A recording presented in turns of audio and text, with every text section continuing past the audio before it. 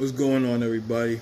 It's your boy Jeffrey Harvey, and I'm back to give my thoughts of WWE Fastlane.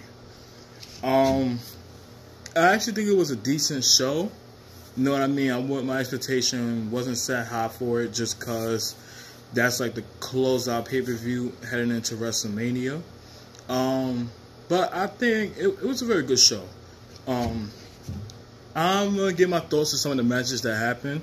I'm gonna start with the pre-show and work my way up, and just give my personal opinion about it and whatever the case may be. So let's get started. I'll start with the first match in the pre-show, which was the New Day of Xavier Woods and Big E taking on Shinsuke Nakamura and Rusev. Match was pretty good. Definitely enjoyed it as well. They have some good spots in there too, and they made it very interesting. That's for sure. I love the finish by Big E and Xavier Woods with the up, down, down finishing move. Definitely was good. And as we know, they end up taking the win. However, what I feel about this, Shinsuke Nakamura shouldn't be on no damn pre-show. I've been saying this for the last 2 to 3 months, probably close to a year already. And with his potential and just know how much he have, like he's good and all that stuff, and I feel like he's getting overlooked. And this is something Vince McMahon definitely really been pushing people buttons with too, because it goes back to when he won the Royal Rumble last year. And went on to Wrestlemania when he faced AJ Styles, and people thought he was gonna win, but turns out he ended up losing. And and it just wasn't a good look whatsoever. And I think he should have been champion, especially WWE champion a long time ago and all that stuff. But that's another subject from another day. But overall, yeah. So Big E and Xavier Woods ended up winning that match, and we started kicking off Fastlane with the SmackDown Tag Team Championships on the line. It was Miz and Shane McMahon taking on against the Usos. Match was good, absolutely. I think it was almost close to a 30-minute match, I may say. A lot of good things happened on it too, which I know y'all probably know already. So yeah, it was very nice. The match ended up turning out being the Usos getting a win over Shane McMahon and The Miz. Once Miz got on the top rope and he decided to do a frog splash, but ended up getting countered by, I think, Jay or Jimmy, whoever it is, y'all already know. And they rolled up to get the 3 count. So the match was over, and they ended up losing and stuff. So this is the moment right here where people thought that it was a matter of time until Miz turned his back on Shane McMahon and knowing that he was gonna go heel. So I guess that was in people's mindset when it happened. But knowing WWE and they know they're good for throwing curveballs, it definitely didn't happen. Actually, Shane McMahon ended up turning against him, and it was just insane. Like, for that to happen, I'm like, okay, you got my attention. I want to see what's gonna go along with this. You know what I mean? Like, as far as where they're gonna go with the storyline, leading up to WrestleMania, they're gonna have a match, which I feel like they are. It's just bound to happen. I feel like it will be like an opening to the show. But yeah, I think it was very good. What a way to start it off. So okay, no problem. Let's see how this goes. Before we move forward, I forgot to mention this too. With Kofi Kingston being called into the McMahon office, to talk about the championship match. So I wanted to bring it up because I forgot about it. And when I'm seeing these matches, I may have them in order or may not. So just bear with me if I don't. Moving forward, it was the the SmackDown Women's Championship match between Mandy Rose versus Asuka. Much is okay. They look forward to it. If I had to pick a person who I really wanted to win, of course it was Mandy Rose. Just because I feel like with Asuka, they already overlook her. Just because they have their center of attention on Charlotte and Becky Lynch and Ronda Rousey. So yeah, Asuka is relevant right now. Like, nobody really get two shits about her. Which I know she has so much potential as well. But nobody really give a damn about the SmackDown Women's Championship. And I feel like it's fucked up. And, you know, that should be a focal point. You know what I mean? But anyway, match was pretty decent. Mandy Rose definitely got some offense in. And you would have thought at a turning point she would have had the match until Sonya Deville was looking under the apron trying to find something and ended up finding a kendo stick. But she ended up forgetting to put the apron back, you know, the normal way. Mandy Rose ended up slipping during the Irish whip that gave Asuka an opportunity to hit her with a kick and just end the match right there. So it definitely caused her to be very disappointed, thinking that she had the chance to actually beat Asuka, which could have happened. You never know. But just because of that all went down. It was like, whatever. Moving on. So we go backstage to find out about Vince McMahon and Kofi Kingston, a situation he had him waiting outside for a long period of time. Big E and Xavier caught up with him, and when they went inside to just speak his piece about what's going on, and saying that Kofi busted his ass for 11 years and should be granted an opportunity for a WWE Championship match. And I feel like he should. Knowing me, I watched Kofi Kingston since he debuted in the ECW years ago and worked his way up through the main roster, so forth and so on. You know what I mean? And this man did what he had to do. And I kind of wish, personally, he should have been WWE champion a long time ago. It's way past due. He already been tag team champions, IC champion, United States champion. He got it all. He just didn't win a Royal Rumble and didn't capture the WWE title. So, you would think Vince McMahon would have better sense to know to listen to the fans and to everybody, you know, when they clearly want Kofi Kingston in this match. So Vince trying to listen. He's saying for Kofi to go in the ring because he'd be part of the triple threat. And it starts now. So everybody's hyped up, ready to go. Like, okay, this is going to be nice. You know, I can't wait to see Kofi. I was excited. I was like, let's go. I can't wait. Let's do this. Kofi gets in the ring. We waiting for here Daniel Bryan or Kevin Owens' entrance. Come to find out that the triple threat, or so-called triple threat, was actually a handicap match. Yeah, Vince threw another curveball at us again and did the most fucked up thing possible. So it ended up turning into The Bar versus Kofi Kingston. And everybody was livid. I was disappointed. I was pissed off. I feel like he's doing this shit on purpose. And I don't know what the hell he keep doing, you know, for Kofi Kingston to just keep suffering like this. I don't know what. I don't think Kofi, I feel like, had no problems whatsoever. You know, I don't know anything backstage with, you know, WWE and all that. You know what I mean? But just based on Kofi's character and how he carried himself, I cannot see him doing anything stupid that would have Vince McMahon reacting like this and doing these type of things. You know what I mean? So nonetheless, you know, Kofi being the man that he is, having a heart, trying to fight, and you know, he got a little bit of offense, but again, it's a 2-on-1 assault, and we all know for a fact who was gonna come out victorious with that. Clearly, was The Bar.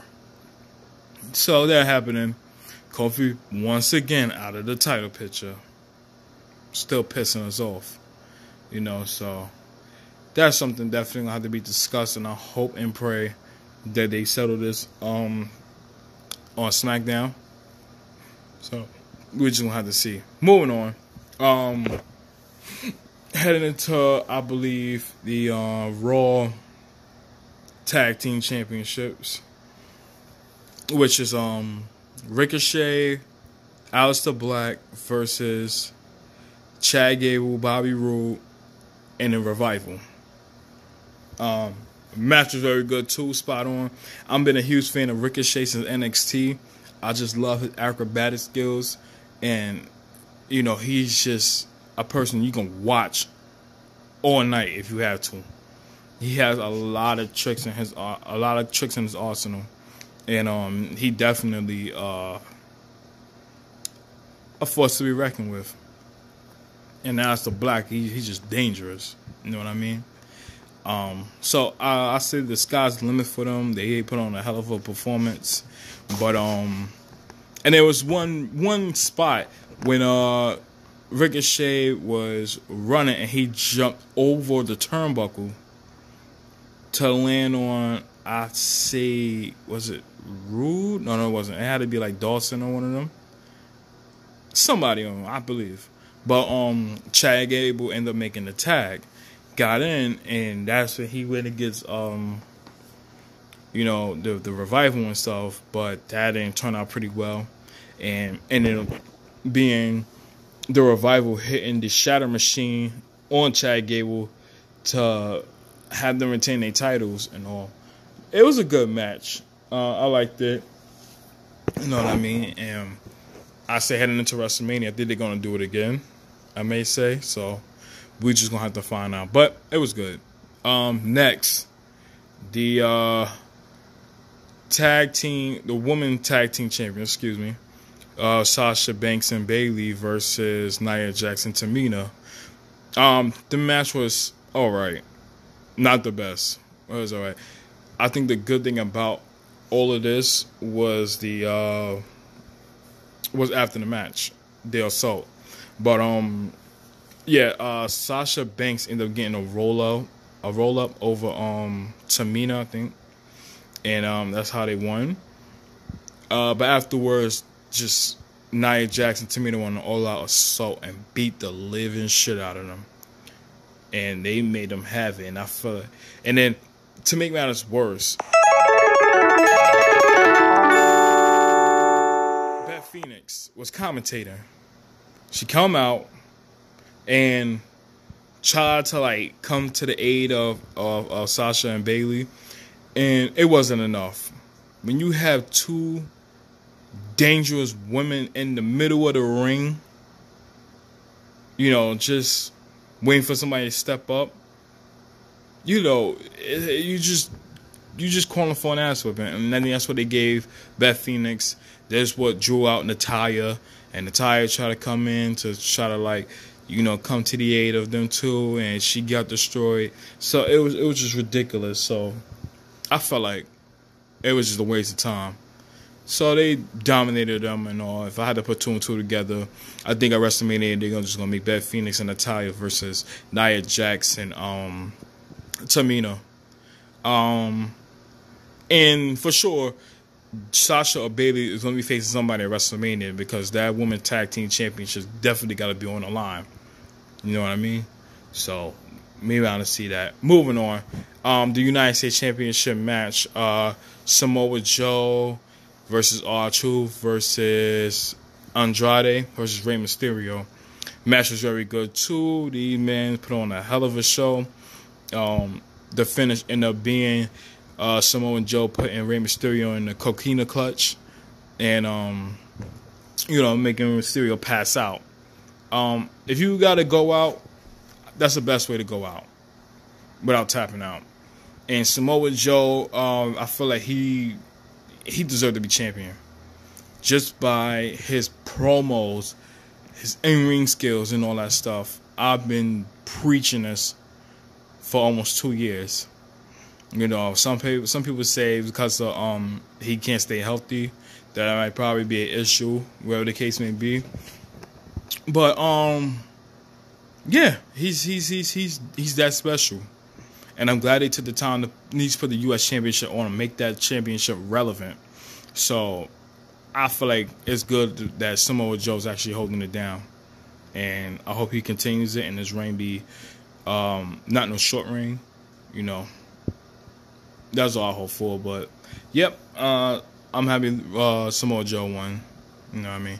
Moving forward, we have the what I go by? The WWE Championship match. There you go. Daniel Bryan versus Kevin Owens versus Mustafa Ali. Yep. Just when we thought it was going to be a single match, they turned into a triple threat, and it had everybody surprised, thinking, oh, it's going to be Kofi Kingston. And even if he got beat up by the bar earlier, you know, he's still going to be able to compete. Which, in this case, was definitely bullshit, because once we found out that it was a triple threat, it sure as hell wasn't Kofi Kingston, it was Mustafa Ali. Don't get me wrong, Mustafa is a very good in-ring competitor, too. I salute him well. He's that damn good and all that stuff. And I know coming out and ready to compete, he wasn't, you know, ready for the boos and all that other stuff. And we want Kofi chants and all that stuff. He wasn't ready for it, but it's an opportunity. You get called for it, you can't turn it down. You'd be a damn fool to turn it down. You know what I mean? So I'm just happy he went out there, do what he had to do. You know, again, this wasn't his fault. You know, this is Vince being typical Vince. You know, but put on an all good performance. Definitely was a good match for sure. Ended with Mustafa Ali trying to do a tornado DDT off the top rope with Daniel Bryan hitting him with the running knee, and he ended up retaining his championship. So it was good. Definitely enjoyed Daniel Bryan. Do good as a champion, especially as a heel like that. But just he could piss me off at numerous of times with the whole fucking eco-friendly bullshit thing and the whole fickle situation thing, like all that stuff. It's fucking annoying. It really is. So I hope those moments right there be done, long gone, forget about it, because I can't take it anymore. He's a good heel, but I can't take that whole eco-friendly bullshit thing anymore. But yeah, he ended up retaining his title. Next is the Charlotte versus Becky Lynch match, which in this case, if Charlotte was to win, Becky Lynch would not be in the main event of WrestleMania. However, if Becky wins, then the match will return to a triple threat. Coming into this, I knew personally Becky was going to win some way or somehow. If it wasn't going to be pinfall, it definitely was going to be a disqualification. Because again, she won the Royal Rumble this year, and how would it look for a Royal Rumble winner to not be competing at WrestleMania, let alone a main event match at WrestleMania? You know what I mean? It would have got a whole lot of backlash. So match went on for quite some time, very short. Ronda Rousey ended up coming out and ended up striking Becky Lynch in the face, which caused Charlotte to get disqualified, and now turned this match into a triple threat. So it was a matter of time until it happened and all that too. So I already knew what was going on. Definitely going to be exciting to see for sure. Knowing these promos and all, and this is good for Becky Lynch. But now, because now she can get the rest that she deserves, and doesn't have to compete in any matches at Monday Night Raw or SmackDown through this time being. So, you know, it's good for her, and it's gonna be interesting. So we definitely gonna see. And which leads to our main event match, which is the Shield reuniting one last time to take on Baron Corbin, Bobby Lashley, and Drew McIntyre. It definitely was a feel-good moment seeing them doing their Shield entrance again. For from what I'm hearing, they're saying Dean Ambrose didn't resign his contract, whatever the case may be, and maybe leaving out, and Roman Reigns was trying to, you know, reunite the band again.